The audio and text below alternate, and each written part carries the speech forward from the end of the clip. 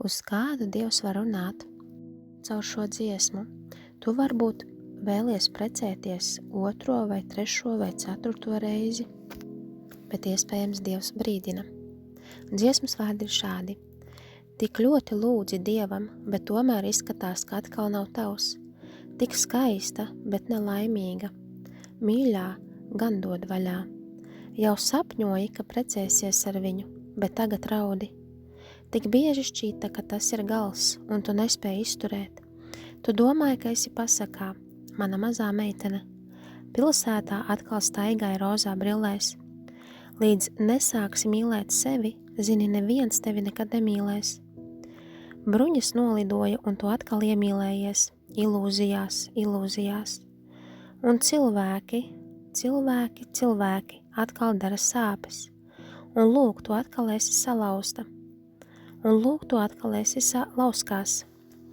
Un tu kliedz, Dievs, cik daudz tādu vēl būs? Nu cik?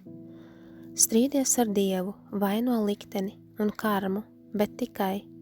Kāds tur augšā ļoti tevi aizstāv, kāds tur tevi tur pie rokas, kad aizmiedz. Domāju līdz vecumdienām, bet tas ir tikai pieredze. Tevi atkal gremdē, bet tu atkal iznirsti.